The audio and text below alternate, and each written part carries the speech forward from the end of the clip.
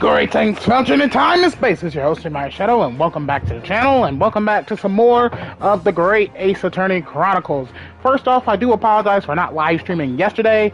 I was having a bit of an issue with being able to access the broadcasting system on my PlayStation 5. I think PlayStation Network was having a bit of a lag spike that day, and I was unfortunately unable to record yesterday.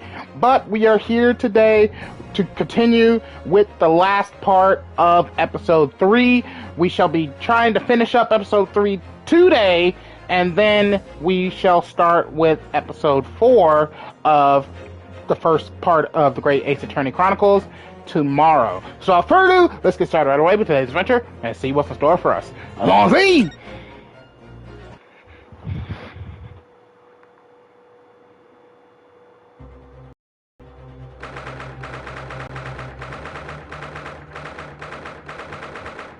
(18th of February, 12:52 p.m., the Old Bailey Defendant's Antechamber. What on earth just happened in there? Mr. Naruhodo, I've managed to find out what happened. Miss Susato, I was told it was an advanced form of smoke grenade, a type of exploding device that releases smoke. A smoke grenade? It sounds like the sort of thing ninjas use. They're just making sure everything is safe now. I think the trial will start again before long. But who would have done something like that? The police managed to catch someone who was trying to flee the courtroom, apparently. Flee the courtroom? Why? Well, it's a young girl of around 15, I hear. A young girl? And could it be the other passenger that Mr. McGilded was just talking about? My thoughts exactly. So he wasn't lying. Oh, what's become of Mr. McGilded, actually? There are so many things I need to ask him about, but he's not here. I think he was summoned to the prosecutor's antechamber to answer questions, along with the young girl. Who is she, I wonder? And what was she even doing here at the trial? She was taking a huge risk, and for what possible benefit to herself? There's another matter that troubles me. What's that? The 20 pence. Oh, according to the coachman, Mr. Beppo, he took 4 passengers that night at a fare of 5 pence each. That comes to a total of 20 pence exactly. But now it seems there were in fact 5 passengers, which means the figures don't seem to add up again. She's right. That is strange. Counsel for the defense, kindly proceed into the courtroom. The trial will recommence in 5 minutes. Also, just to let you guys know, I'm going to try and keep my voice down to a minimum because my aunt is actually on... I think she has a day off today, and she's in the other room asleep, and I don't want to wake her up. So I'm going to try and be as quiet as I possibly can. Oh, thank you, officer. We'll go in straight away. Well, whoever she is, I imagine this young girl will be asked to take the stand and testify now. I really can't imagine what she's going to say, but it could alter the whole direction of the trial. We'll know soon enough, Miss Susato. Yes!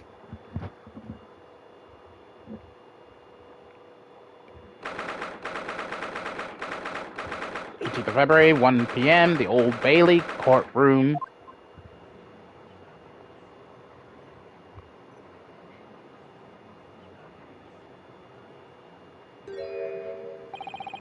Here's the young girl next to Mr. McGilded. Look, she must have been the one who caused the disturbance before. Well, after that rather eventful recess, the court will now resume the trial of Mr. Magnus McGilded. Now then, Lord Van Zeeks. My lord, I believe you have established the cause of the smoke, which failed proceedings earlier. It seems to have been an advanced form of smoke grenade, of the sort typically employed by the army. Good gracious, the army? What in the devil's name? It was an elaborate attempt by a young girl to cloak her escape from the public gallery, but she was caught, and now occupies the stand.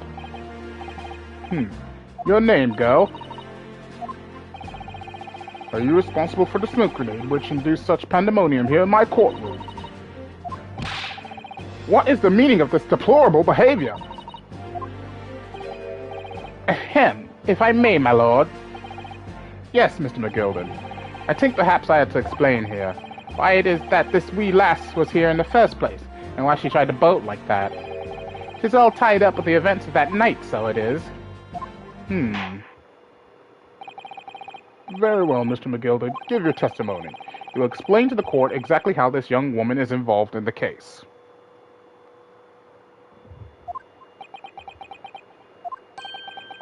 Just what did happen that night? It's not like a defense lawyer needs that information or anything.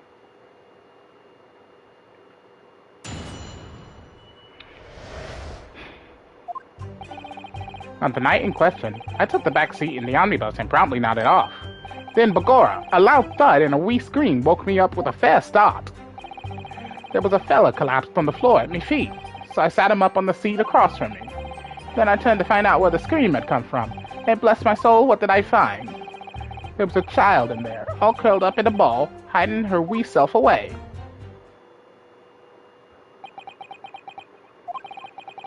I remained somewhat baffled, I confess.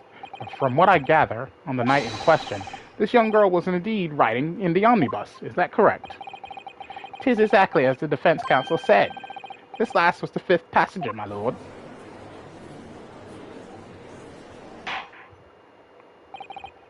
Very well. The defense may now cross-examine the witness. Are you ready, counsel? Yes, my lord.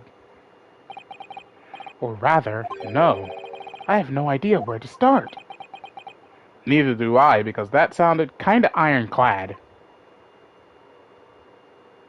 I guess I'll just press and see what is given to me.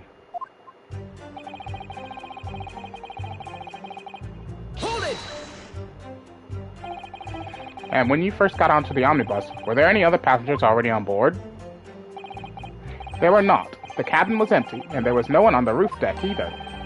You were the first passenger, as it were. I see. Aye, and that's why I took the backside as I did. 'Tis the most comfortable, so it is. Could you explain exactly what you mean by the back seat? By all means. 'Tis how you already described it earlier. I'm talking about the seat opposite the one in which the poor gentleman who was stabbed was sitting. Like I said, 'tis the most comfortable, and where I feel most at ease. And of course, I enjoy gazing through the skylight from time to time as well. Van Zeeks is being very quiet. I don't like that. Then Bagora, a loud thud and a wee scream woke me up with a fair start. Hold it! A loud thud, you say? And a scream? Aye, that's right. How can I explain it? It was like the sound of someone falling to the ground. That sort of noise. So you'd think it was the sound of Mr. Mason falling to the floor having been stabbed. Well now, you'll remember I was asleep at the time, so I wouldn't like to say. And when the sound woke me and I opened my eyes, there wasn't a soul to be seen in the carriage but the fellow on the floor. You didn't see anyone, but at the same moment you did hear a scream. Ah, from the seats above you on the roof deck, I presume. Not above me, no, my lord.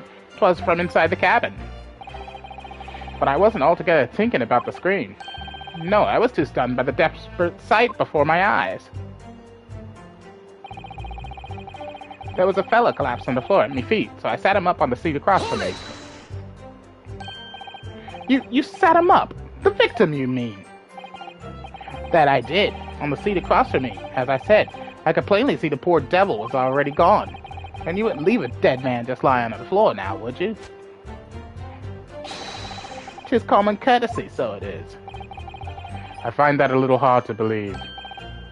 Lord Van Zeeks, now why would that be? You wake to find a man lying dead at your feet in a carriage. Any normal person would hail the cabman. Any upstanding member of London society, that is. Well now, as you know, I'm in something of a special line of business. The business of lending money at exorbitant rates of interest. Unfortunately, my lord, not everyone is thankful for the help I offer them, and some wouldn't even see me dead. So I do try, where at all possible, to avoid getting myself in a tangle of trouble. Are you suggesting you were just going to leave the man there? Heavens alive, no! I was always intending to report it, so I was. Only, I had in mind to find out the whys and wherefores first. The whys and wherefores? Right you are. There were some details I wanted to understand before anyone else got to meddling. That wee scream I heard, for example. Wouldn't your good self do just the same? Yes. The scream he says he heard at the same time as the thud of the victim collapsing.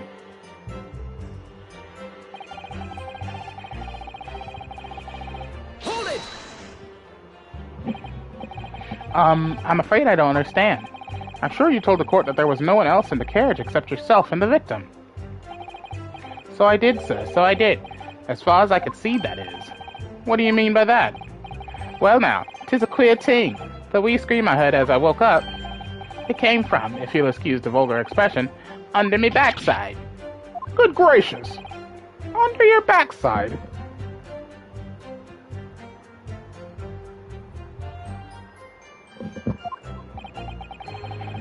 And when I lifted the seat on which I'd been sitting, I found there was a wee cubbyhole there for storage. Mr. Naruhodo, we could examine the omnibus ourselves, remember? Yes, of course, the whole bus was submitted as evidence. May as well check it out, then.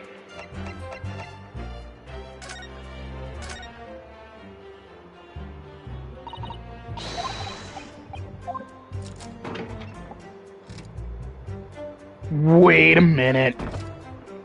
Where did this come from? This bloodstain wasn't here. Oh. I get it. Mr. McGill had the girl plant evidence to collaborate with his testimony. This is a fake. This is clearly a fake. That's blood, isn't it? Is something wrong? Oh, it's just, well, this bloodstain is so obvious, that's all. And yet Van Zieks had made no mention of it. I suppose that does seem a little strange. Why do I have such a bad feeling about this? The seat looks reasonably soft, but it's actually rather hard when you sit on it. It's only just wide enough for two gentlemen to sit side by side, really. Of course, in English, well, I've already read this. This? The seat has a handle, it seems. Oh, there we go.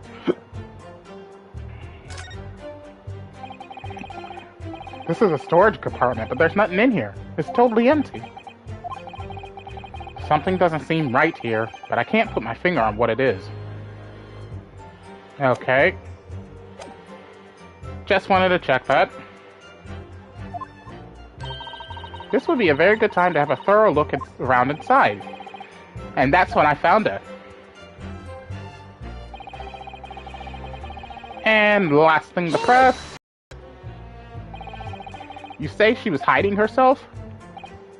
Aye, that's right. It was hard to see in the dim lamplight, but she was all curled up in a wee ball. When our eyes met, well, me heart nearly stopped beating in me chest. You're really overreacting, this. Still and all, I pulled her out from under there, and sat her on the seat opposite so I could have a wee chinwag with her. The seat opposite? That's right, just next to the dead gentleman there. You sat this young girl next to a corpse, sir. Well, as I'm sure I mentioned, a gentleman in my position can all too often find himself in mortal danger. So, I needed to find out just who this urchin was, you see. And while I was in the middle of talking with her, I heard another scream, a fellow's voice this time. Presumably that scream was Mr. First, who was sitting on the roof deck seats. Right you are again, I would say, sir. Looking down through the skylight, he must have seen this young girl and the gentleman with the knife in his belly. In other words, the previous witnesses did not in fact see you at all, Mr. Gilden. What they believed to be yourself and the victim was in fact this girl and the late Mr. Mason? Aye, my lord. I was, as I think everyone understands now, sat at the back of the carriage out of sight. That's too... I don't know. I don't know the proper word for that, but it feels like that's too simple. It is certainly plausible. The defendant is somewhat diminutive in stature, and readily confused perhaps with this young girl. After that, of course, with the scream from the gentleman over us, the driver realized something was wrong and pulled up the horses. Thank you, I've heard enough. The events as explained are clear in my mind. However, at least one conundrum remains. Who is the girl? Her name is Gina Lestrade, my lord. Oh, so she's Lestrade, huh? I'm actually surprised they kept that name. Because they went out of their way to change the names of John Watson in Sherlock Holmes, but they didn't change her last name.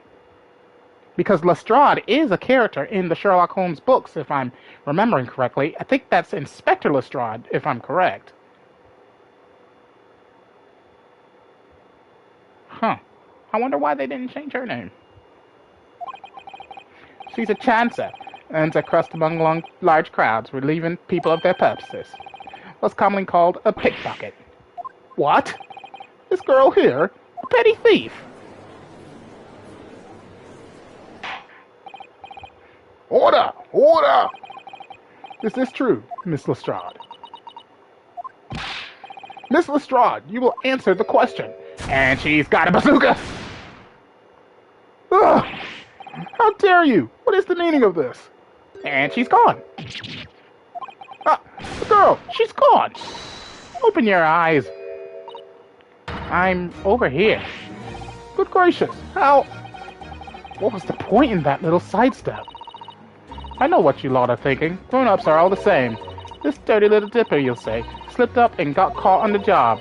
She got herself backed into a corner, so she knifed the gent. Go on, that's what's in your heads, ain't it? No, not at all. This is a court of law. We're here to determine the truth, not cast...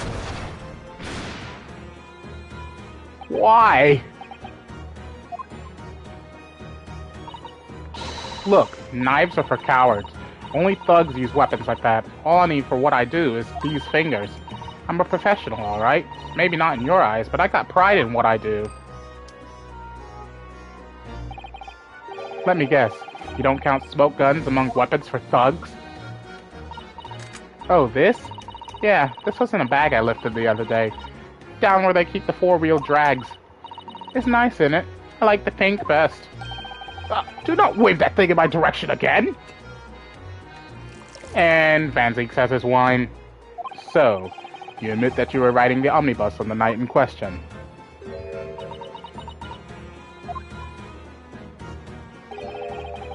"'Tis alright, lass. You can tell them the truth now." Alright, yeah. It's just like the Irishman said. He's Irish? Huh. The court accepts this girl, Miss Gina Lestrade, as a valid and significant witness in this case. Accordingly, young lady, we will now hear your testimony, if you please. Take me a sip of water.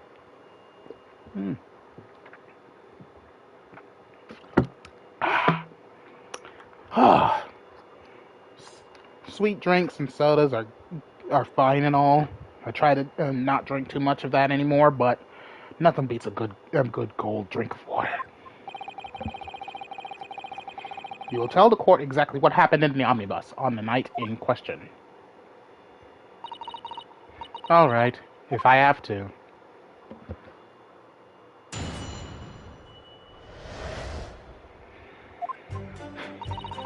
So I snuck inside the carriage before they hooked up the horses. Just like always. But it was a right old waste of time. I got nothing to show for me troubles that night. I tell you, you can't see a blind thing in that high ice. It's pitch in there. Then after a while, I hear this loud bang. It nearly jumped out my skin, I did, and the scream just came out. It's because of that this swell found me. He did help me get away, mind.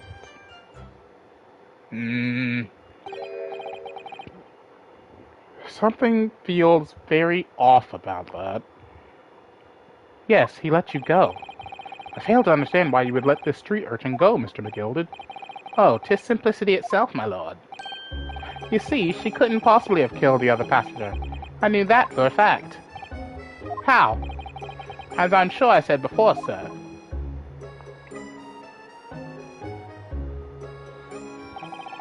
I was sitting right on top of the place where she was hiding herself. I think a demonstration is called for. This is where I was sat that night, and the cubbyhole of which you have spoken is underneath the seat, I presume.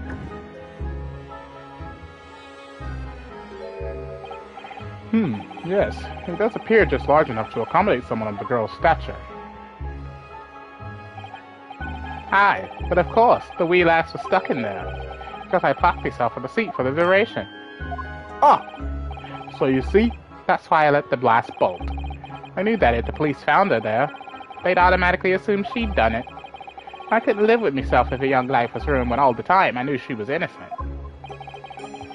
Even though you must have realized your action would result in your own innocence being called into question. Not at all, my lord, not at all. I knew in my own heart that I was innocent. So I thought it was worth taking a punt on my own good name for the sake of this less fortunate lass. My goodness! What a perfect gentleman! My lord, this fine example of a man.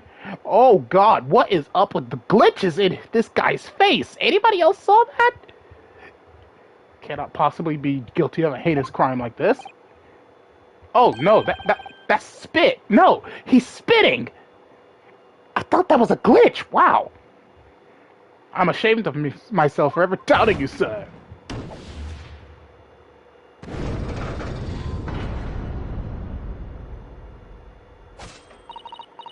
With calm, calculated reasoning, one arrives clearly at the truth every time.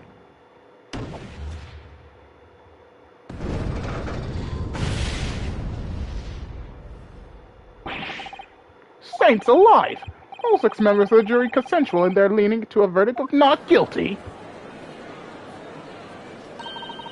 Mr. Naruhodo, it must mean what? That we're victorious! Even I'm not sure about that. We've won? Are you sure? Oh, the boots! If the sight of my iron-heeled Wellington offends, pray do forgive the discourtesy.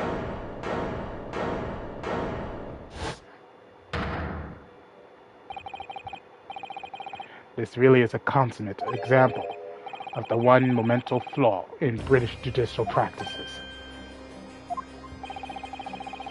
where evidence and reasoning should be paramount. Emotion rules the day. Emotion? The witness's latest statement gives us a clear insight into his true nature. What do you mean, his true nature? Do you really think Scotland Yard would have made such a glaring omission? After the incident, the omnibus was comprehensively searched by officers of the police.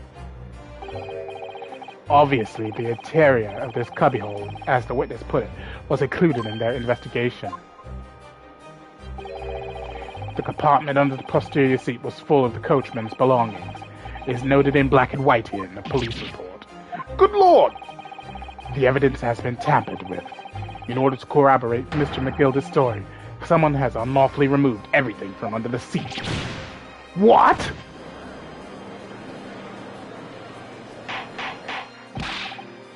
Order! Order! How could such a devious contrivance possibly have been effected, counsel? Naturally, we must acknowledge the deficiencies of the constabulary in allowing this to have happened. However, I assure you, when the omnibus was wheeled to the courtroom this morning, the compartment under the seat was not empty. Well, my Nipponese friend. Me? When the carriage was submitted as evidence, doubtless you examined it in fine detail, as would any self-respecting practitioner of the law. Pray, what did you find the condition of the under-seat compartment to be? Oh, to be sure. The young gentleman will be able to clear this up in a jiffy. Sorry? Go ahead. You tell the court now, fella. How this is all an elaborate excuse by the desperate Lord Van Seeks.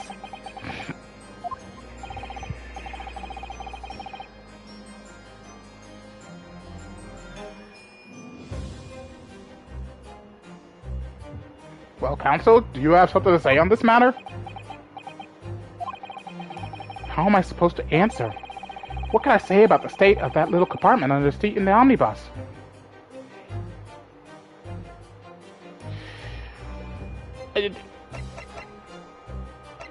Well, I didn't even know it existed. I'd have to be honest, I didn't look. Sorry, I'm a failure. I didn't look. Why didn't I examine the omnibus more thoroughly? Perhaps I credited you with too much intelligence. It seems, my lord, that this Eastern initiate is as unreliable as wine from the barrel. Mr. Naruhodo! Well now, it would seem the argument is moot. And the truth of the matter is there for you all to see, after all. That there cubbyhole under the seat is as empty as the devil's heart, so it is. Why? Why do I feel like something's not right here? I should like the jury to weigh in on this matter, I think. That compartment is designed to house equipment used to maintain the smooth running of the carriage. The Guild's rules state that omnibuses should be properly and fully equipped at all times, so it certainly wouldn't have been empty on the night in question. Beppo isn't that responsible. That money-lending fleecer and the pickpurse are lying!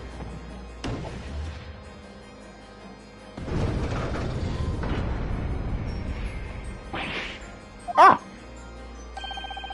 I can't believe I was nearly taken in.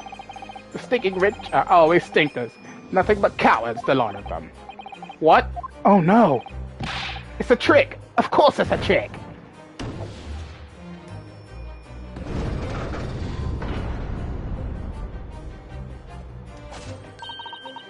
Quite so.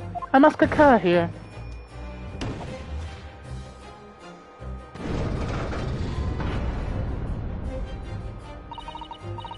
With calm, calculated reasoning, one arrives clearly at the truth every time. Yes, but every time a different truth, it seems.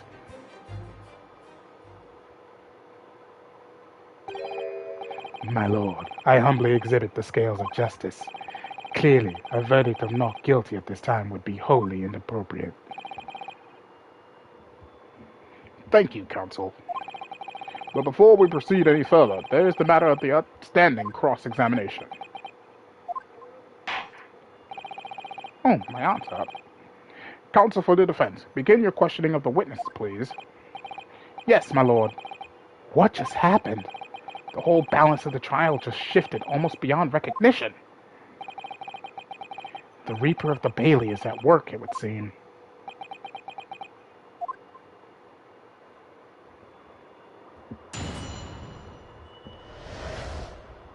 What the girl saw.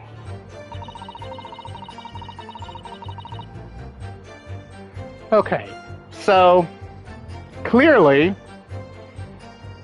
she was lying about being in that cubbyhole. So naturally, one statement that I saw that stands out the most would be the fifth statement.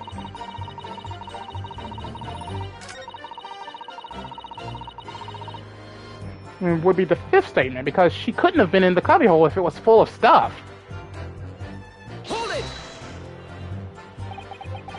And when Mr. Gilded discovered you, he pulled you out from your hiding place? I was scared stiff. I was. He dragged me out and sat me down on the seat and all. Next to the victim, Mr. Mason? Yeah, the bloke got a knife in his guts. He was still bleeding.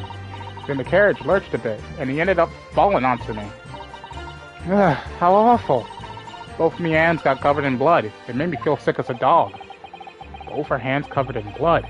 That must be what the rooftop passengers saw.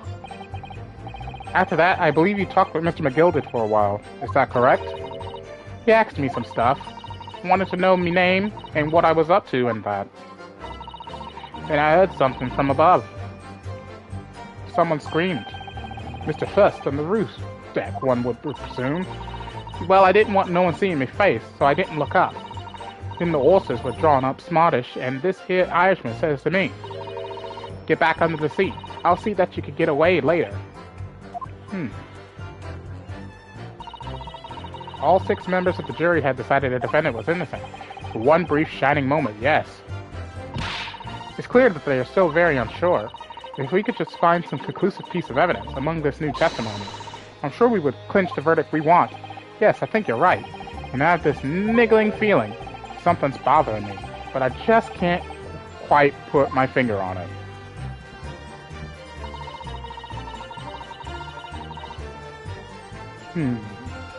Okay, so...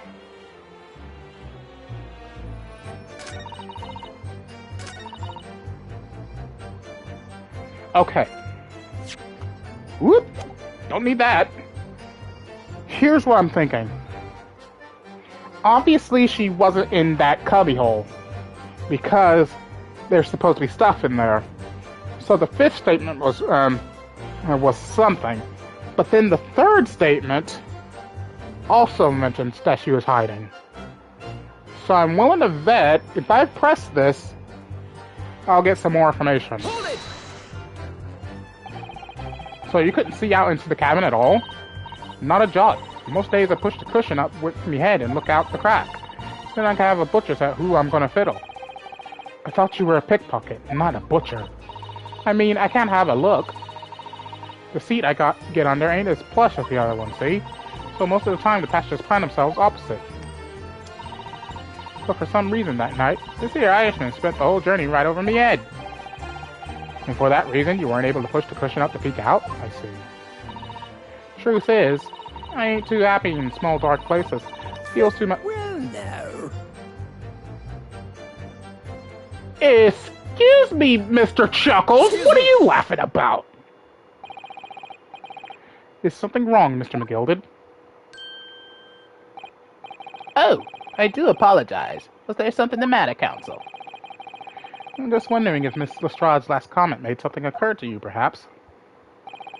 You seem to be thinking something to yourself. Oh, no. 'Twas nothing important. I was feeling bad for the poor lass is all. I remember feeling desperate myself as a young lad, shut up in the dark. 'Twas terrifying, so it was. I see. Yes, I'm sure we can all sympathize. I'm still scared of the dark now. Aye, and I don't know about yourself, but I find that the doctor seems to make everything you hear seem that much louder as well. That is very true, actually. Yeah. I suppose it does. Maybe. Miss Lestrade, did you hear something that night? Anything? An unusual noise, perhaps? Nah, not really. All I could hear was the Irishman snoring. Pajamas! There's no need to tell the whole world of me foibles, you little scamp. What a pity. If only Miss Lestrade had heard something, it might have given us a vital new clue. Yes. What should we make of that last statement of hers? It's important. My lord, I believe the statement just made by the witness is profoundly important.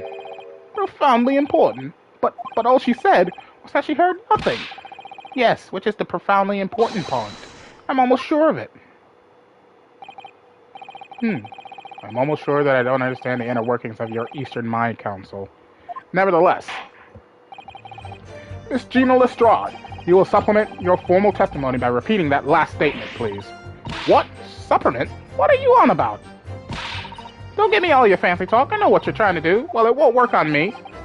That's right. Insult the judge. Always a good move. I was straining my ears to work out what was going on, but all I could hear was snoring. Hold it! So you were straining to hear what was happening the entire time? Since the moment you hid yourself? Not exactly, no. Sorry? Well, there was no one in the cabin to start with. I could just push the cushion up and have a butcher's to see what was what. But then, when I saw this swell getting on, I got me head down so he didn't notice me. And Mr. McGilded sat on the seat under which you were hiding, correct? Yeah. Would you add him and Eve it then? What a mug! And all I could do was listen. That's a grammar error. I was waiting to jump out of there as soon as I had him leave us, see? But would he? Not likely. Even though we stopped here and there, I never had the door open. So I just had to stay put and listen to him driving his pigs to market, snoring like an old dog he was. Wait. If the carriage stopped multiple times and you definitely heard that, why didn't you hear thrice-fired Mason get into the car?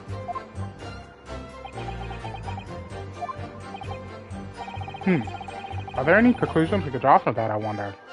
It definitely doesn't add up. Mr. Strahd, what you have just told the court is clearly at odds with the facts. At odds? Are you sure, man? Absolutely. It seems my little Nipponese friend is not as dull-witted as I feared. So Van Zeeks realized it too.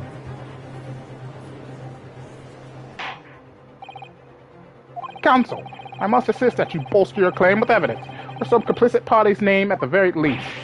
Yes, my lord. I expect you to demonstrate this alleged contradiction to the court. According to Miss Lestrade, while she was hiding in the omnibus that night, she heard nothing but the sound of Mr. McGilded snoring. But think, Ryunosuke, think! Oh yeah, slap them cheeks! There's something else she should have heard. Very well, my lord. Allow me to elaborate. On a particular sound that Miss Lestrade could not have failed to hear on the night in question. The sound very clearly explained by the presence of the following person. Take that! Thrice-fired Mason. Yes, my lord. The sound that Miss Lestrade cannot have failed to hear is that of the victim, Mr. Mason, boarding the omnibus. Order! Order! Explain your reasoning, counsel. Miss Lestrade, allow me to confirm something. You claimed earlier that you were the first person on board the omnibus. Is that correct? Yeah, of course I was. I got on while the driver was in the pub, didn't I? And the next person to board the omnibus was Mr. McGilded? That it was. Not a soul was in the cabin when I climbed aboard. At least, not in plain sight. So you were, to all intents and purposes, alone in the enclosed cabin of the omnibus at that time. Did I not just say as much? I wasn't traveling with anyone else, if that's what you mean. Yeah, I saw him get on, remember? Through the crack under the seat cushion. He was on his own for sure. And from what we've heard, the carriage made a number of stops after that on its onward journey. During which time, did you not hear the door opening or closing at all? Nah, I never heard it. That's exactly what I was listening for, weren't it? Waiting for this swell to leave. In which case, when and how did the victim end up in the carriage? Ah! We know that the victim collapsed inside the enclosed cabin of the omnibus. Therefore, Miss Lestrade's statement about what she did, or did not hear, is at odds with the facts. Yes, this petty thief's statement was clearly flawed. Lord Van Zeeks! Yes, he knew. He knew all too well that there was an inconsistency in Miss Lestrade's statement. It would seem words of thanks are in order for my learned friend. What are you talking about? You have demonstrated matters impeccably. This witness and her colorful statements are entirely unreliable. Her words are convenient untruths, nothing more. He's dead right. How could the victim possibly not have boarded the omnibus? That makes no sense whatsoever. And this girl is a pickpocket. Let's not forget that.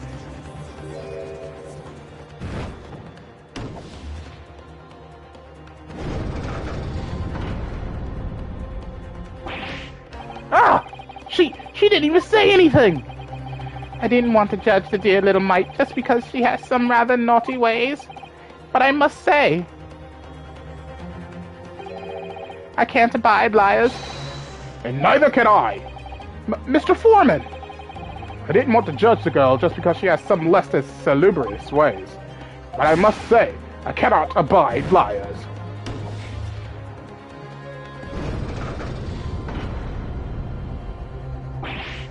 Ah! Mr. Naruto, that's 5 jury members leaning towards guilty. Well, your consideration for others is refreshing, my Nipponese friend. To the considerable troubles you have spared me.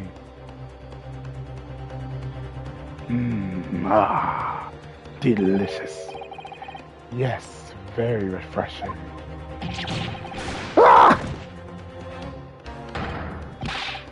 What are you playing at? Have you forgotten who you're working for, you useless Eastern Amadon? This is carnage. It's perfect. Juror number 2 is the only one left. Mr. Naruto, the way this is going, I know. If we can't find some new way to convince everyone of Mr. McGilded's innocence, the judge will rule and we'll have lost. I very much wanted to believe the words of one of London's most respected gentlemen. But those of us in service know we must accept hard truths. Hold it!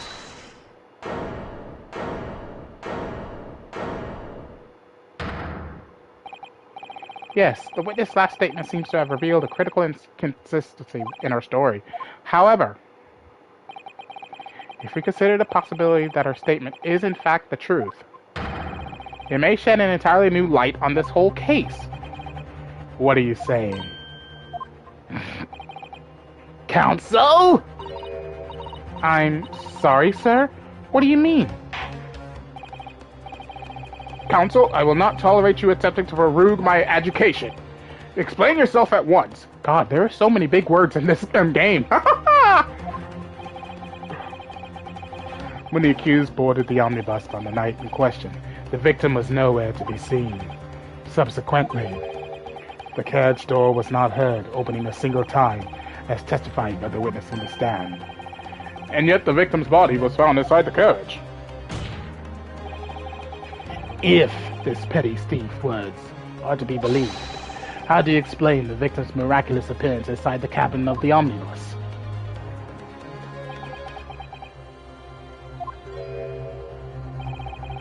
There's only one way to explain how the victim came to be inside the carriage.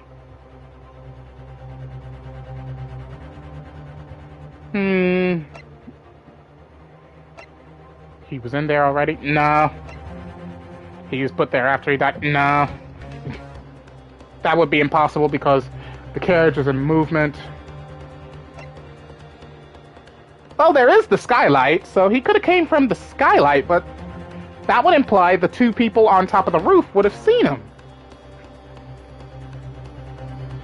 Let's try this one. If the door wasn't opened even once, the only explanation is that the victim entered the enclosed cabin some other way. I wondered what new fantasy you would come up with in your blind panic. But behold, the omnibus is here for all to see. Only one side of the enclosed cabin is furnished with a door. The other has only windows. Fixed windows, which cannot possibly open. In short, there is no entrance to the cabin other than the door. But there could be. There's one possibility you haven't considered. Oh, really? Yes, one other way inside that isn't the door. Another opening, the use of which allowed the victim to appear inside the enclosed cabin. All right, counsel. The defense will identify the location for the court. Here is the omnibus on which the incident occurred. Where on earth is this entrance by which you propose the victim entered the cabin? The skylight! Take that! The answer is obvious. It can only have been the skylight. I say, the skylight. Objection! Your ludicrous proposal almost has me lost for words. Objection. However, the skylight may well be large enough for someone to pass through. Objection. So you claim. But do you have a shred of evidence to support your addle-brained theory? Both Mr. McGilden and Miss Lestrade said the same in their testimony. They each claimed to have heard a loud thud, such as the noise made by someone falling to the floor. Yes, which has already been explained, at the sound of the victim falling from his seat having been assaulted with the dagger. Yes, it has, but would a man slipping from the seat onto the floor really have made such a loud noise as the witnesses described? A noise loud enough to cause Miss Lestrade to let out an involuntary cry, in fact. Good gracious! Perhaps, in fact, that was the moment that the victim made his entrance into the cabin. No, let me rephrase that. The victim didn't enter the cabin as such. He fell into it! You're now suggesting that the victim fell from the skylight into the cabin. That's simply impossible. How can you be so sure? Because if the victim had fallen inside through the skylight, as you say, the passengers of the roof deck would have seen it happen. And yet, not one person made mention of such events in their testimony. Well, yes, that's true, but...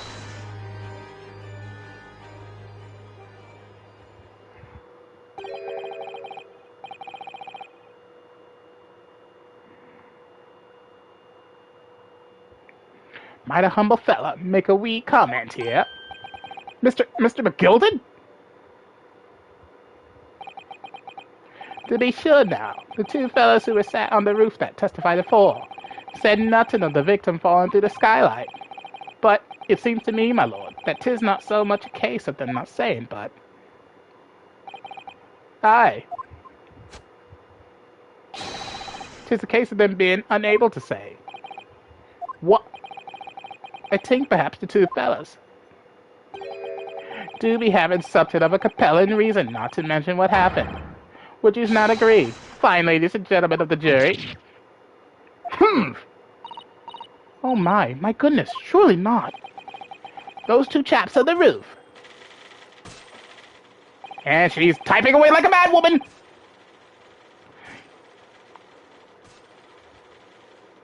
I swear, the sound of a typewriter is so addicting. You mean the ones who stuck that knife in the man, what? Ah!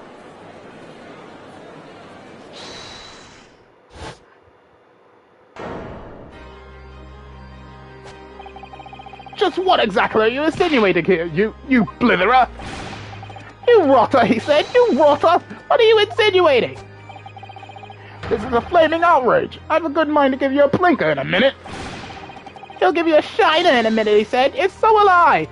What are you doing, sir? Mr. Fairplay, you're effectively accusing me, a city gentleman and well-respected banker.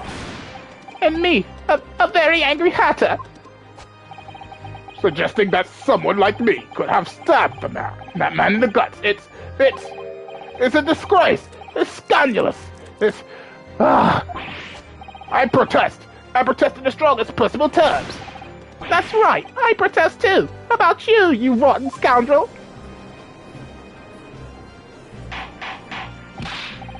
Order! Order! Order! This is not the time, witnesses.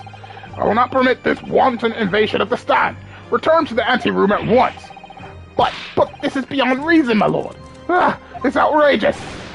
It's very hurtful, you know. My lord, if I may comment. Go ahead, Lord Van Siegs. It was the defense that incited this outburst for the witnesses. My learned friend has seen fit to abandon all protocol and accuse the witnesses without proof. Accuse? I never intended to. It seems, young Nipponese, that your command of the English tongue is wanted. You proposed to this court that the victim fell through the skylight from the roof deck of the omnibus. That hypothesis cannot possibly stand without the rooftop passengers being aware of the events. You have branded these gentlemen liars. You have intimidated their criminal guilt. In our British courts of law, that is what is termed a baseless accusation. I know I was rash to put this idea forward without any actual evidence, but you can't just dismiss it without a second thought. What are we wasting time for? Get them to testify! I thought there was something fishy about that hat from the moment I laid eyes on the fellow. We have to see this matter through now, one way or another. If there's filth and rubbish in our midst, we must dispose of it at once.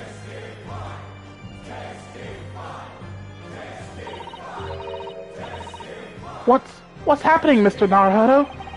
The spectators in the public gallery they're in a complete frenzy. Mr. Fairplay and Mr. First. My lord? You will take the stand again and make another formal testimony in reference to the indictment brought by the defense. Yes, my lord. I didn't come here for this. And he's just laughing. He's clearly guilty. But something about this still strikes me as odd. Everything that's playing out so far is showing that Mr. McGilded is indeed guilty. But... oh no. The omnibus. The planted evidence. Oh, it's gonna make it where people can't come to a concise decision, is it? It's going to be impossible to declare him guilty because there's not enough evidence. Ugh, that's not good. There's no time to think this through. All I can do is keep pushing forward.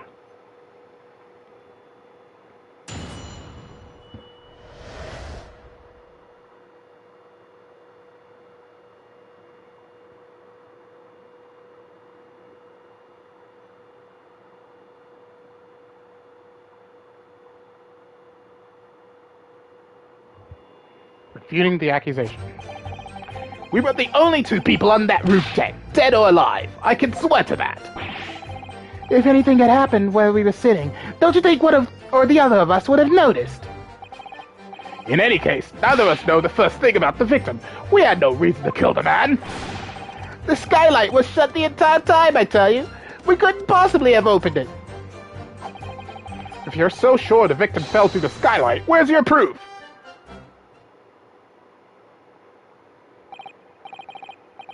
I must say that on listening to this testimony, it is somewhat hard to imagine how either witnesses could have performed any malevolent act on this open rooftop deck without the other noticing forthwith. That's right, you see. We're innocent, I tell you. Although logically, of course, the argument falls down if the two of you were in collusion with one another. What? Eh?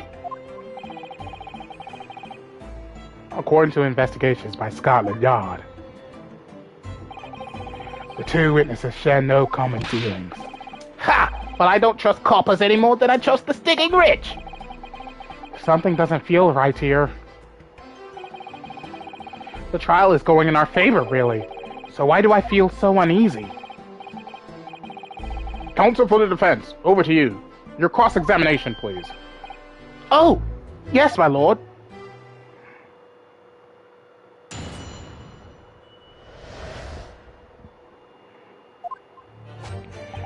Okay.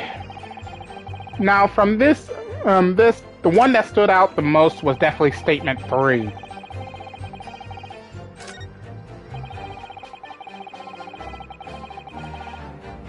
Yeah, they don't know. This one stood out to me for some reason. Even though they don't know the victim, at the moment, all the evidence lines up with the fact that they should know the victim because there's a blood stain on the floor. But I'm willing to bet that blood stain is fake. So let's press this. So, you had never met Mr. Thrice-Fired Mason before? Oh, Lumen, no! Not once, never! He never met the man before, he said. Never! And you, Mr. First, had no prior dealings with the victim either. That's right, sir. Hatters don't have much to do with brickmakers, to be perfectly honest, sir. No, I imagine not. You see? How many different ways can I put this? Neither of us have the... Have the remotest connection to the gentlemen who were inside the cabin. Well, the connection would technically be Mr. McGilden, wouldn't it be? Wouldn't it? Excuse me. Mr. McGilden. Yes, counsel. What could I be doing you for? Did the witness's last statement give you pause or thoughts somehow? Not the remotest connection. Is that right now? I wonder. What are you insinuating now? Ah, Mr. Fairplay. 'Tis been too long, so it has. Eh? If I'm not very much mistaken, I believe 'tis fast approaching, is it not?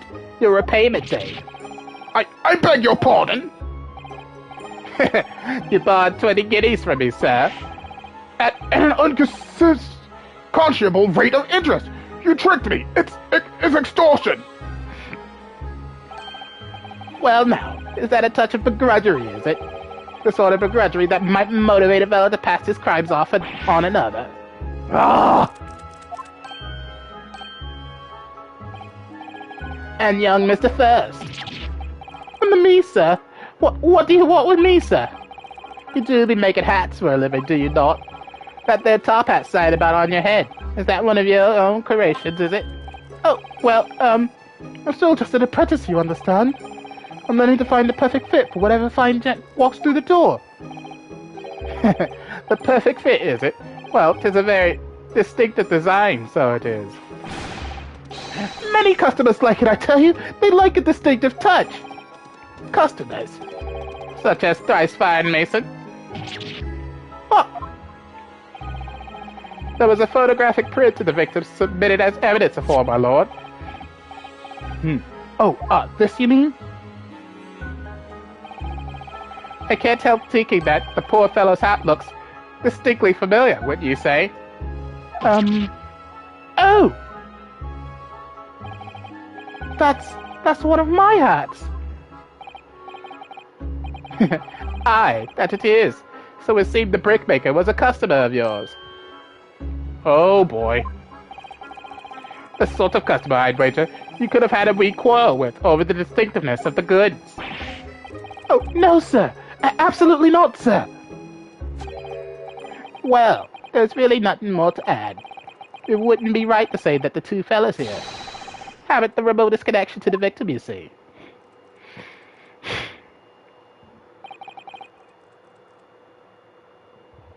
I rest my case. You little weasel! Ah! He's better at this than I am. Gosh, Mr. McGilden has certainly been thorough in his research, hasn't he? Why would he have been thorough in his research? Why would he have thought about all of this? Please, don't let me little interruption hold up the proceedings.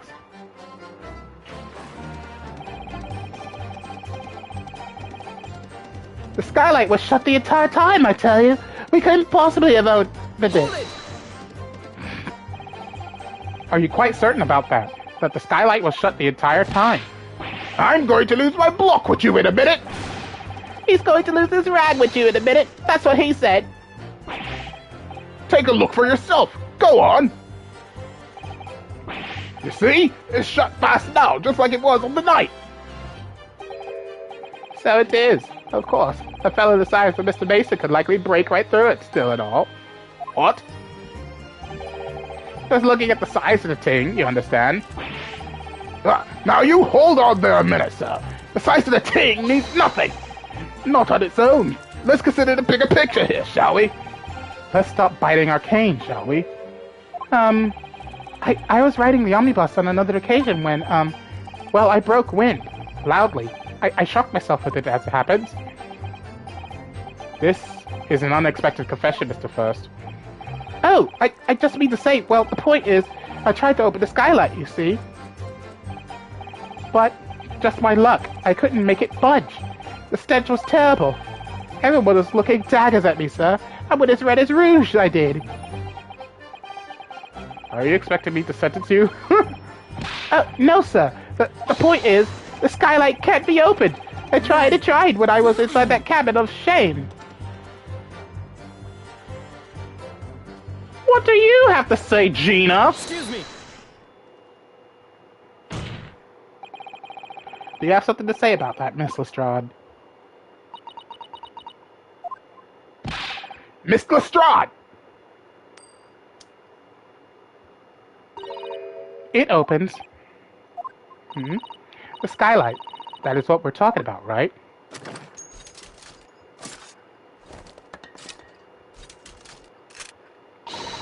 All them skylights open. Dead easy. More easily than you can load that weapon? That's a lie, I tell you. Otherwise, when I broke wind, You can't do it from inside, you mug. Oh! Look, a few weeks ago, I was up on the roof deck of one of them drags, and I had a great haul. I mean, I had purses coming out me ears. Miss Lestrade, this is not the forum to be eulogizing on the subject of your criminal activities.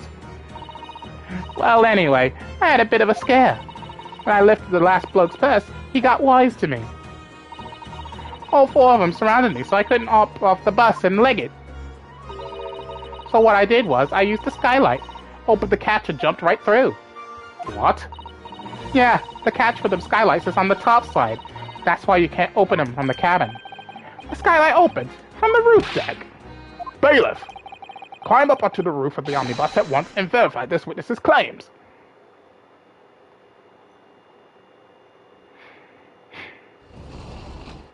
Oh boy. Oh, my hat! See?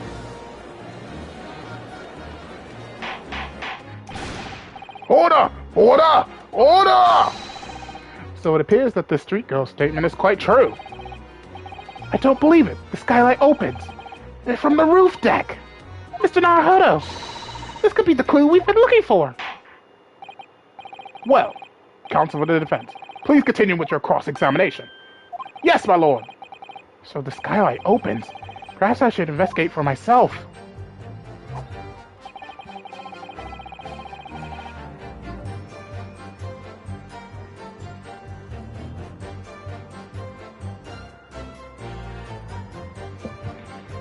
Okay, let me see here.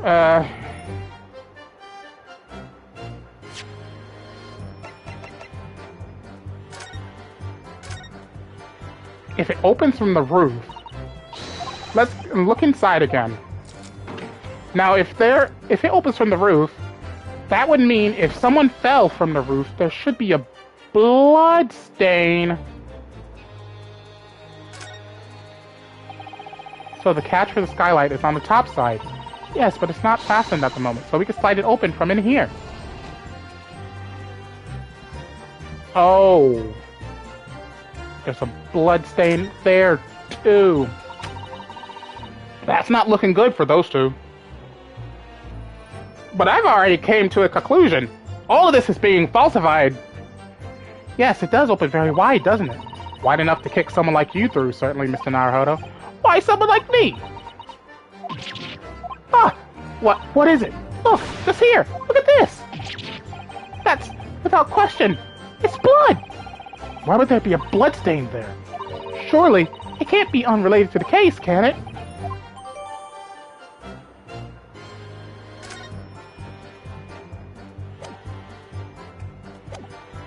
Oh, boy!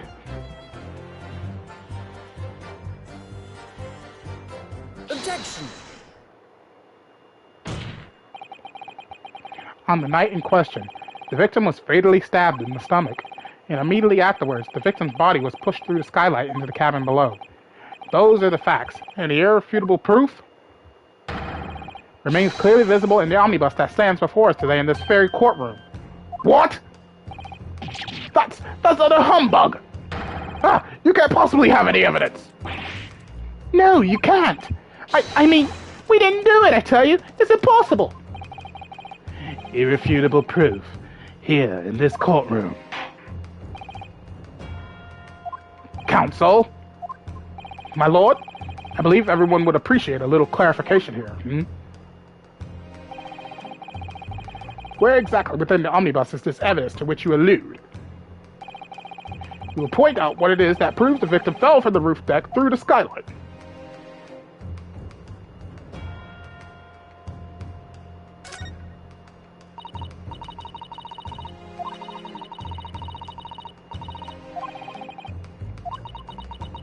I've already read all this, so...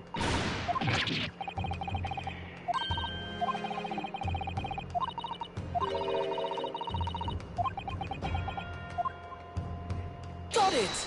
Right here. By Jupiter! Is that blood? Ah! This bloodstain proves two things. Firstly, when the incident occurred, the skylight of the omnibus was open. What? And secondly, the victim was already bleeding when he fell through the opening. Oh my! And so it follows that Mr. McGilded, who was inside the enclosed cabin himself at the time, cannot possibly be guilty of this crime. No!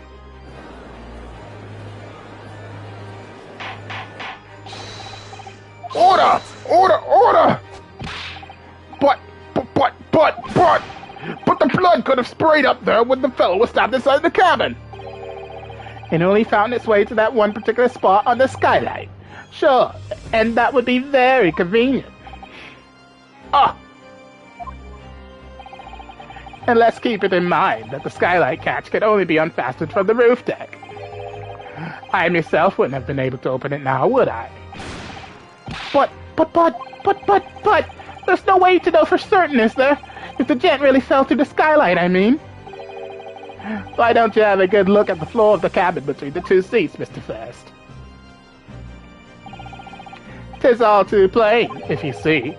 There's the aftermath that show the poor fellow dropped from a fair height, right there, so it is. What? No! But it can't be! It's all lies! Hold it! My fellow jury members, I think we can all agree that this is clear proof of the defendant's innocence, can't we? I believe we can, yes, sir. It's clear to me now where the filthy rubbish can be found in this courtroom. So, they thought they could pull the wool over my eyes, did they? And she's typing like a madwoman again.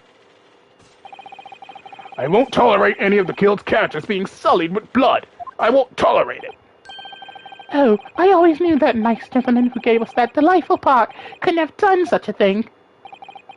On three, then. Everyone, 1, 2, 3. Objection!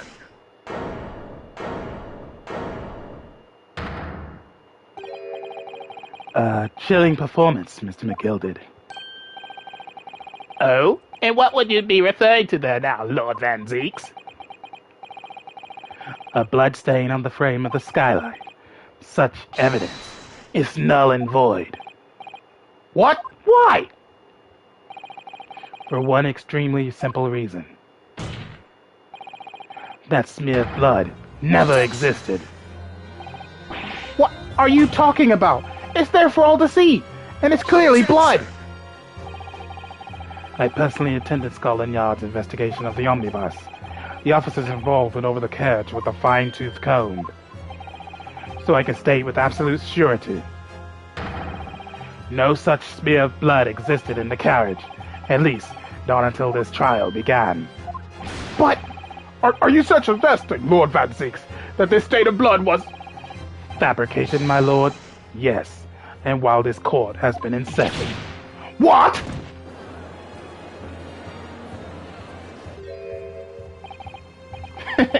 What a palaver.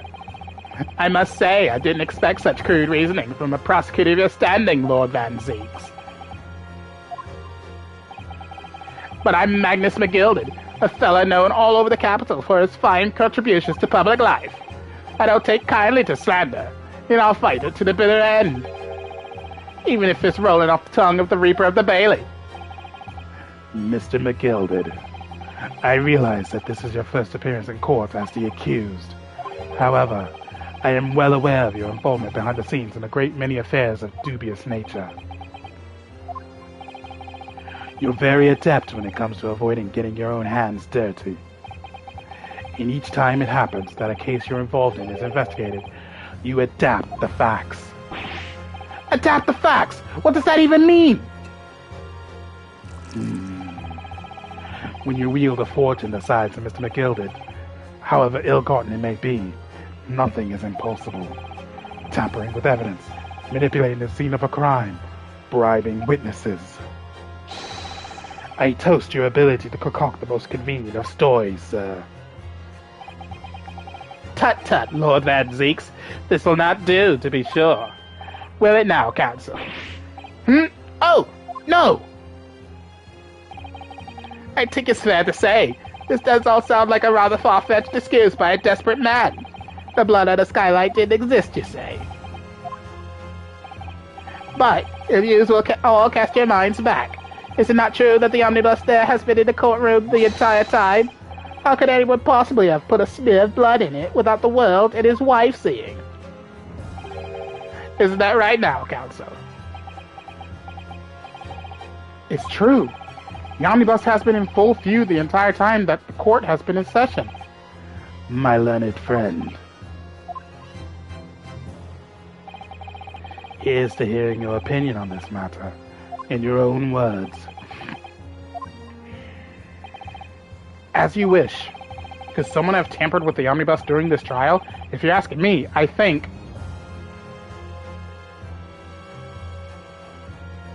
it's definitely possible!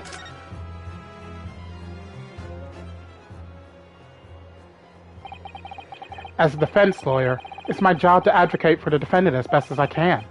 But still, I feel as though there's something even more important at stake here. There is no evidence to suggest that the defendant did as my learned friend suggests. However, in terms of having the opportunity to carry out the alleged tampering, there is one possibility. Oh, good gracious! Explain yourself, counsel.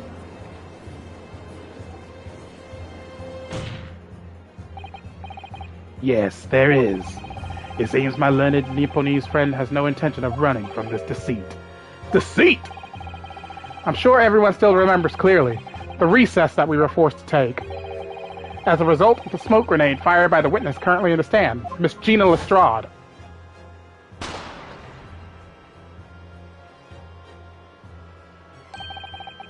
What is going on? Be careful, Mr. Naruto. Cover your face. Bailiff, don't let the accused escape. Secure the omnibus. I hereby call an emergency recess. Bailiff, ensure the defendant is in custody and clear the courtroom. Take me some water. I need water.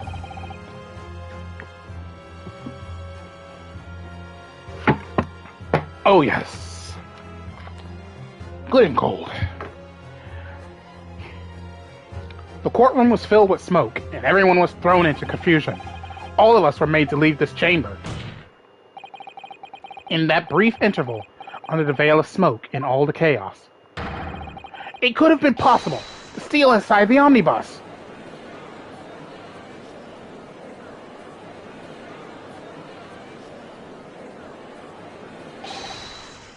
Are you wise? What are you trying to pull, you rotten, feckless gouger? Feckless gouger? You're supposed to be defending me. 'Tis a wicked plot. 'Tis a plot to undermine me, so it is. Whatever you think this is, it changes nothing. The facts are the same. After this courtroom was evacuated earlier as a result of the smoke grenade, a number of inconsistencies materialized in relation to the omnibus. Inconsistencies? Such as? To start with, the storage compartment underneath the rear passenger seat. When the police investigated the omnibus, this compartment was full of the driver's items. Secondly, we have the smear of blood on the edge of the skylight. As I have said, that was not present at the start of the trial this morning. Unfortunately, Lord Van Zeeks, no one is able to corroborate your claims. That's true. When the omnibus was first wheeled out, both the storage compartment and the skylight were shut.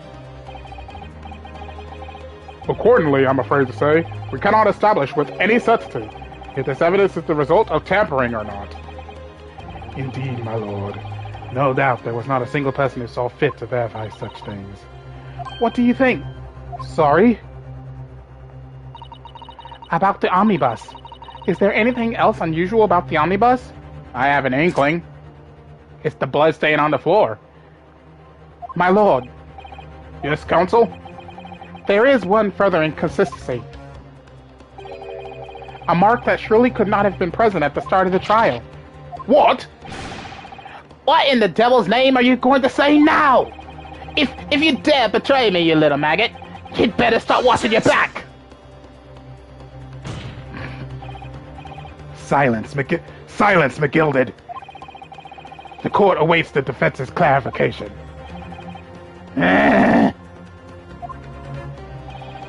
This trial keeps swinging one way and then the other. I have no idea what's the truth or what's deception. What am I supposed to believe here? I shall have to ask you to elaborate, counsel. Where exactly is this alleged mark that you claim appeared at some point during the trial? Got it!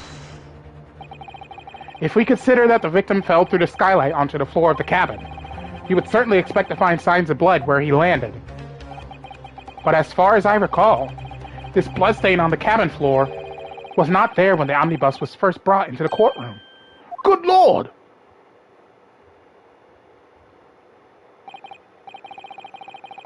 Yes, I do believe you're correct, counsel. Well said. Although as advocate for the defense, One might say that was a very careless slip of the tongue.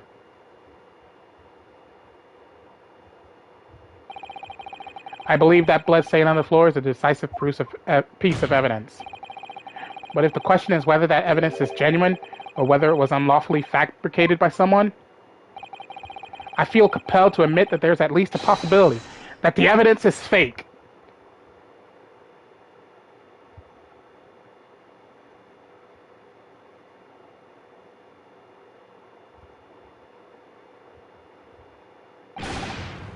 Ah! This trial is over. Mr. McGilded, I've done everything I possibly can to cooperate with the court, but 'tis all over now. But you're the defendant! 'Tis over, I tell you! Memory, recollection, what people think they saw, 'tis all a nonsense. Facts are what counts, and the fact is that bloodstain is there, now! Well, and over the course of this desperate trial, long and extremely drawn out as it has been, that good-for-nothing Reaper at the Bailey has failed to present any decisive evidence at all. I'm scandalized, so I am. I thought better of Lord Van Zeeks. Well, my lord? I must concur with the defendant. The unaffirmed recollections of an individual cannot stand as evidence. At this moment in time, the particular blood stain in question is very much in existence, and in the absence of any credible method by which to prove its alleged previous non-existence, I regret to say that it would be improper for this trial to continue. Your lordship can't be serious! Lord Van Zeeks, what is your position? The prosecution, my lord, has no further witnesses or evidence to present. Very well. In that case, as I believe we have explored every possible avenue in this matter, I shall proceed to my adjudication. As a formality, I am of course obliged to confirm with the defense first. What formality? As things stand at the moment, it would seem that Mr. McGilded will be found not guilty. Yes, which would mean we've won. Is that really the right outcome here? Is it really all right for the trial to come to an end now, with all these unexplained inconsistencies?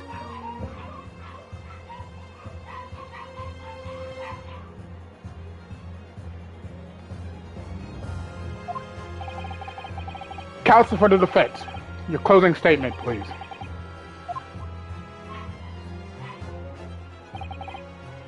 Yes, my lord. The defense believes the defendant could be guilty. I'm here in this courtroom today to advocate for the defense of my client, Mr. McGilded. However, at this moment in time, I cannot in all good conscience attest fully to the defendant's innocence. What are you saying, man? Without any question, there is no conclusive evidence to prove that the defendant is guilty. However, there is also no conclusive evidence to prove that he is innocent. Good gracious me!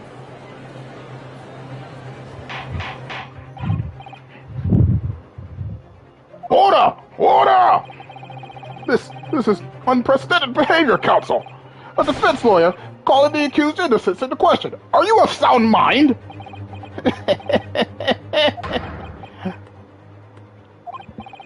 Oh, 'twas a grand decision to appoint you as my lawyer, so it was. A grand decision. What? I must say, I didn't expect quite such an exciting spectacle at the end there, but still.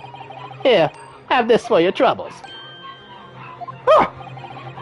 Your job here is done, fella. And some fine work you've done, so you have. What do you mean? It's just as the right honorable gentleman so succintly put it afore. The trial can't go on anymore. And your closing statement there was, how did he put it now? Nothing more than a formality.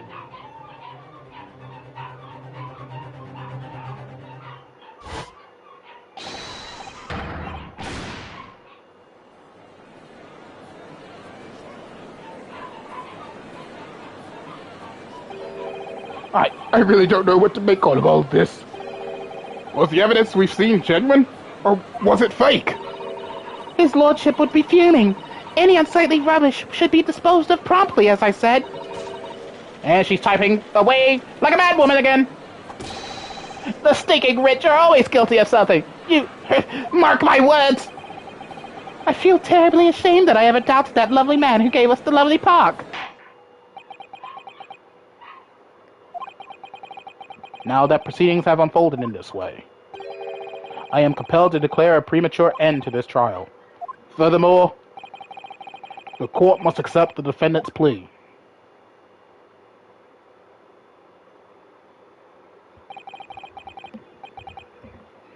I thank you kindly, my lord. I hereby pronounce the verdict of this court. But we still haven't determined if the bloodstain in the omnibus is genuine or not. We don't know if these witnesses are telling the truth or a pack of lies. We have no idea about the truth. Lord Van Zeeks, My lord, the case made by the prosecution was flawed, plain and simple. If indeed the omnibus presented as evidence was tampered with, the prosecution is at fault for allowing such a disgraceful perversion of justice to take place. my sincere apologies, my lord. Objection. But wait! When we were evacuated from the courtroom, Lord Van Zeeks ordered the evidence to be secured. I'm afraid the prosecution cannot shun responsibility in this matter. That's so unfair! The culpability of the defendant has not, at the present time, been established by this court. Consequently, the jury will not be required to proffer judgment. What? Well, Lord Van Zeeks, it's been a pleasure, so it has. And as for you, my dear fellow, I couldn't have asked for a better defense. Do you mean to tell me this has all been a grand waste of time? 'Tis the law of the land, my good man. If you'd like to pursue this matter further, you can always go ahead and try to change the law. Magnus McGilded. Good grief, you've more to say to me, have you? Just one thing. A warning. This is far from over. Well, something to be looking forward to then.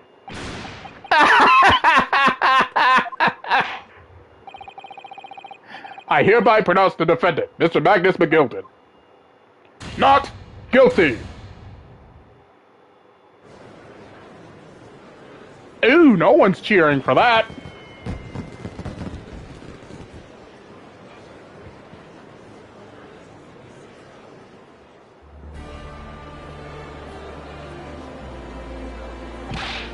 I can't believe it!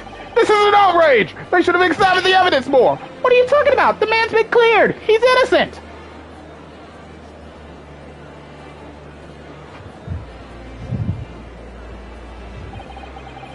With the courtroom in pandemonium for the second time that day, the judge delivered his verdict, and my first ever trial in Great Britain came to an abrupt end, with the defendant being found not guilty, ostensibly a victory for us.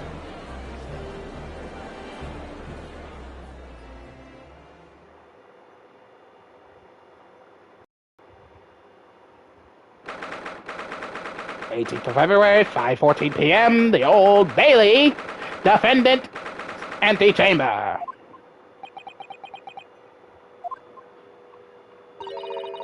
That certainly was a long trial. Ah, yes, it was. Your first ever trial on foreign soil, and your first victory. It was a wonderful performance. My heartfelt congratulations. And to you, Miss Susato, thank you for your assistance.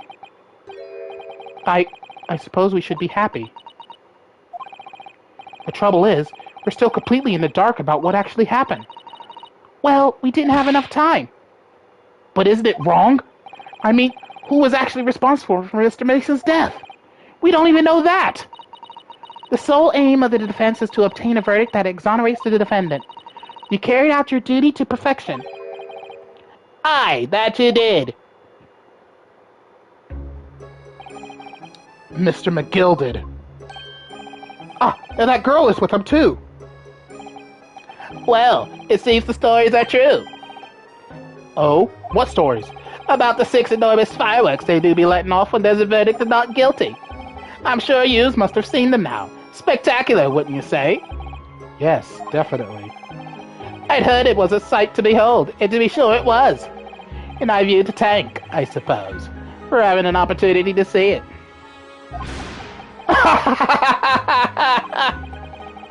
Oh, I don't know about that. I'm not sure I really did anything. What on earth are you saying, fella? How did I walk out of there a free man, then? I don't think it was so much thanks to me as down to your planning. You're a straight-talking fella, aren't you? I must say, you had me astray in the head there once or twice. But you're young and headstrong. Ah, 'tis water under the bridge. Congratulations, Mr. McGilded, on having your name cleared. But nothing's resolved. There's only one thing that matters to me. Oh, aye. They've all seen that I didn't do that odious and abstinent deed. 'Tis grand, is it not? I suppose it is. Now the fine fellows of Scotland Yard can take matters in hand and sort out any wee details. They'll see it for what it is. They'll get to the truth. I've absolute faith in them, so I have. After all, they do be providing a good number of their wages with all the taxes I pay. It's not that funny. So then, as we agreed aforehand, 1,000 guineas for your troubles, fella. Oh, no, I couldn't have possibly accept that much. Or be whist! You're a humble people, are you, you from the East? Well, if you insist. But have this, still and all, you deserve the reward. Mr. Magnus McGilded! Everything is ready, sir. If you'd like to follow me into the courtroom. Into the courtroom? What's this, officer? 'Tis sooner than I was led to believe. I hope it's not inconvenient, sir. There were some changes to the schedule. Well, I must be making tracks now. 'Tis time for the inspection. Sorry? What inspection? They're going to examine the omnibus again, so I'm told. I asked if I could be present for it myself. They're going to examine it again? Now? Naturally, I'm under no obligation to take part in any more of this matter now. But as an upstanding member of learned society, I do be doing me best to help where I can. 'Tis a gentleman's duty, so it is. So then, fare thee well. 'Twas an absolute pleasure meeting yous.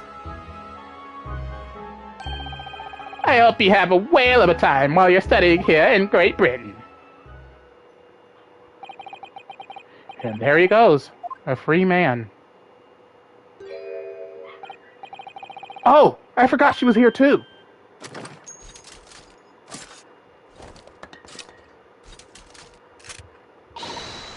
Don't move! Whereas I want to say, get a move on! She really does take forever to load that thing. Miss Lestrade, would you mind putting that thing down? You're a grown-up. Sorry, and I hate all grown-ups.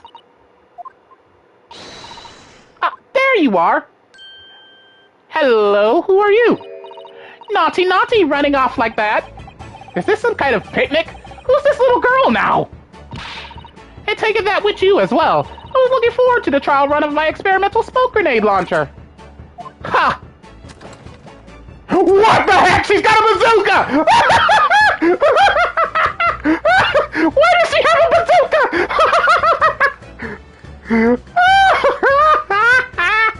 Oh, do you want to play?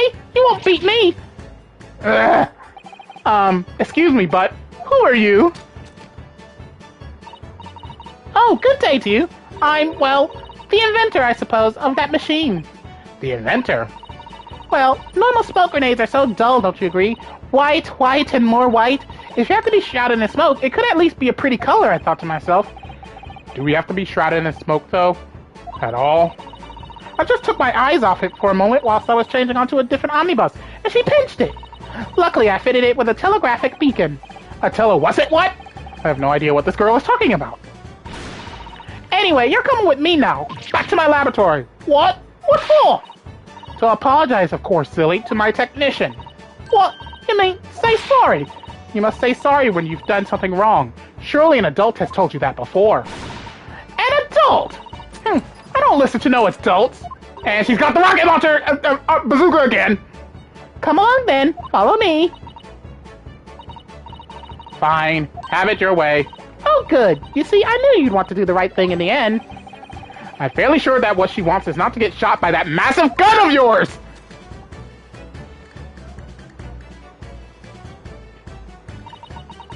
We'll be leaving now, then. Bye-bye! I'm so sorry for all the fuss. She was a lively one. Well, do you think perhaps we ought to be on our way now, then, too? Yes, you're right, but where to? Oh, we haven't had time to find a place to stay. No sooner have we arrived in London than we had to rush here. All our traveling cases are still with the bailiff. I was originally planning to spend today in search of lodgings, but at this late hour in the day, I'm afraid we may be out of luck. Don't worry, though. I have a plan. If the worst comes to the worst, I've heard of a lovely park where we could spend the night. Please tell me you're not thinking of McGilded Park. I know it may be a little chilly at this time of year, but our youthfulness will see us through. I'm not so sure about that. I think a midwinter London night will freeze a young person solid just as easily as an elderly one. Oh dear, that doesn't sound agreeable. Now I'm starting to regret turning Mr. McGilded down. That 1,000 guineas would have paid for a lovely warm room, or mansion. And so, the trial to determine my worthiness for the study tour was over by the end of our first day in London. However, as we were soon to learn, there were more trying times ahead. Just as the Reaper of the Bailey had warned, the case was far from over.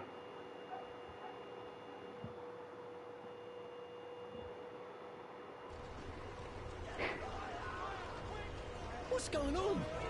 Get the fire brigade! Water! Bring water! What on earth? The omnibus is on fire! I don't know, sir. By the time I got here, it was already engulfed. No one was supposed to be allowed in here before we started investigating. Oh, Lord! No. Oh, good God. There's someone in there. Mr. McGilded's inside that thing. Oh, God, death by burning, being burned alive! Can't be.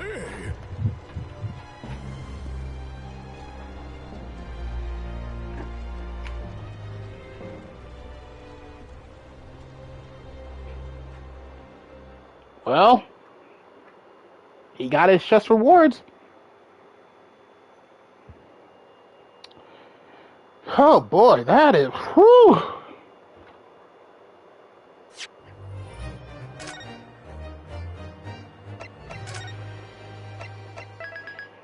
And with that, I shall bring the live stream to a close for today. In tomorrow's live stream, we will be starting episode 4, The Adventure of the Clouded Kokoro. So, thank you all for watching. If you enjoyed the live stream, please leave a like. Don't forget to subscribe. Don't forget to check out Mother Droid's Need our page or click a link in the description below to achieve a dream of being Mangaka, but let me description too. You won't be disappointed. And of course, don't forget to click that little bell button if you wish to be notified whenever I upload a video or live stream to my channel. And most importantly, if you wish to see Let's Plays I've done, you can do so by checking out my playlist section. All my videos are there archived for your viewing entertainment, so you can watch Let's Plays like God of War, Final Fantasy VII Remake, Batman Arkham Knight, and many, many more. Thank you all for watching. As always, this is your host, Tomoya Shadows, and along Z, and I'll see you for the next adventure. Goodbye, everyone!